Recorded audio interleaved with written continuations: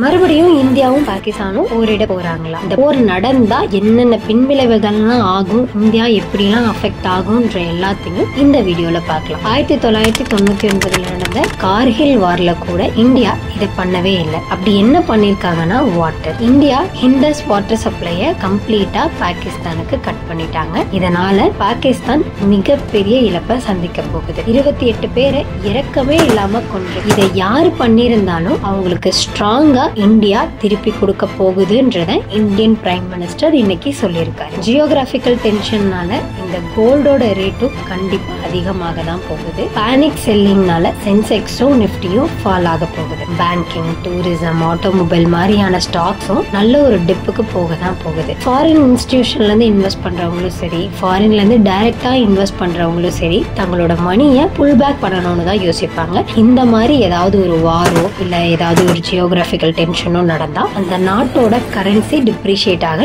நிறைய வாய்ப்பு இருக்கு. அதனால தங்களோட மணியை புல் பேக் பண்ணணும்னு தான் ஃபாரின் இன்ஸ்டிடியூஷன் இன்வெஸ்டர்ஸும் ஃபாரின்ல இருந்து டைரக்டா இன்வெஸ்ட் பண்றவங்களும் நினைப்பாங்க. இது லாங் டேர்ம்ல இந்தியன் ஸ்டாக் மார்க்கெட்டை கண்டிப்பா அஃபெக்ட் பண்ண போறது இல்லைனாலும் ஷார்ட் டேர்ம்ல ஒரு நல்ல டிப்பை கொடுக்க தான் போகுது. இத்தனை பிரச்சனை இருந்தாலும் இந்தியா இந்த டைம் பாகிஸ்தானுக்கு ஸ்ட்ராங்கா திருப்பி கொடுக்கணும்னு தான் நினைச்சிட்டு இருக்காங்க. இந்தியாவோட ஜிடிபியே 1-2% கம்மியாக போகுது. ஸ்டாக் மார்க்கெட் எல்லாம் ஃபால் ஆக போகுதுன்னு எல்லாமே தெரிஞ்சும் இந்தியா இந்த டைம் ஸ்ட்ராங்கா பாகிஸ்தானுக்கு திருப்பி கொடுக்கணும்னு இருக்காங்க.